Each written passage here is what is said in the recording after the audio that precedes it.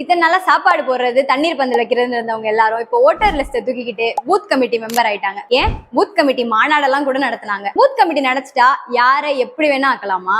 ஆக்கலாம். திமுக அதிமுக மாதிரியான கட்சிக்கெல்லாம் கிளை கழகம்னு ஒண்ணு இருக்கும். ஆனா புதுசா ஆரம்பிச்ச கட்சிக்கெல்லாம் அது இருக்காது. ஆக்சுவலா இந்த கிளை கழகம் தான் பூத் கமிட்டி. இந்த பூத் கமிட்டியோட வேலை என்னன்னா, அந்த ஊர்ல இருக்க மக்கள் கிட்ட எல்லாம் போயிட்டு அவங்க நமக்கு ஓட்டு போடுவாங்களா இல்லையா அதெல்லாம் தெரிஞ்சுக்கிறது, அவங்களுக்கான பிரச்சனை எல்லாம் கேட்டுக்கிட்டு அதை சரி பண்றது, அவங்களை கேன்வாஸ் பண்றது, இந்த மாதிரி வேலையெல்லாம் செய்யறது தான் இந்த பூத் கமிட்டி பண்றாங்க. இப்போ ஒரு பெரிய தலைவர் இருக்காருன்னா அவரால் சின்ன சின்ன கிராமத்துக்கெல்லாம் போய் நான் எலெக்ஷன்ல ஜெயிச்சுட்டா உங்களுக்கு இதெல்லாம் செய்வேன் அப்படிங்கறத அவங்க கிட்ட நேரடியா சொல்ல முடியாது. அப்ப இதெல்லாம் மக்கள் கிட்ட கொண்டு வந்து சேர்க்கிறது தான் இந்த பூத் கமிட்டியோட முக்கியமான வேலை. இதெல்லாம் பிஃபோர் எலெக்ஷன். சரி, எலெக்ஷன் அன்னைக்கு இவங்க என்ன பண்ணுவாங்க? இப்போ ஒரு வேட்பாளர் இருக்காருன்னா அவரோட தொகுதியில இருக்க எல்லா பூத்துக்கும் அவரால் போக முடியாது. அப்போ அவருக்குன்னு ஒரு பூத் கமிட்டி மெம்பரை எல்லா பூத்லயும் இருக்க வைப்பாரு. அவங்க அங்க எதுக்கு இருக்காங்கன்னா, நம்ம கேன்வாஸ் பண்ணவெல்லாம் கரெக்டா ஓட் போட்டானா இல்ல டபுள் என்ட்ரி கள்ள ஓட்டு இந்த மாதிரி விஷயம் எல்லாம் ஏதாச்சும் நடக்குதாங்கிறத நோட்டீஸ் பண்றதுக்காக அவங்க அங்க இருப்பாங்க. ஆஃப்டர் எலெக்ஷன் என்ன பண்ணுவாங்கன்னா, கவுண்டிங் சென்டர்ல இருப்பாங்க. ஓட்டு என்றப்போ ஏதாச்சும் ஒரு அதிகாரிகள் ஏதாவது தப்பு பண்றாங்களா இல்ல அங்க ஏதாச்சும் ஒரு முறைகேடு நடக்குதா அது எல்லாத்தையும் பார்த்து அப்படி ஏதாச்சும் இருந்தா அந்த இஷ்யூவை சரி பண்றது அந்த மாதிரி வேலையை பண்ணிட்டு இருப்பாங்க. இந்த பூத் கமிட்டி மெம்பருங்கிறது வேணா ஒரு சாதாரண போஸ்டிங்கா இருக்கலாம். ஆனா எலெக்ஷன் டைம்ல இவங்க மட்டும் சரியா இருந்தாங்கன்னா ஒரு கட்சிக்கான வெற்றி, அவங்க நினைச்ச ஓட்டிங் எல்லாமே கரெக்டா நடக்கிறதுக்கு வாய்ப்பு இருக்கு.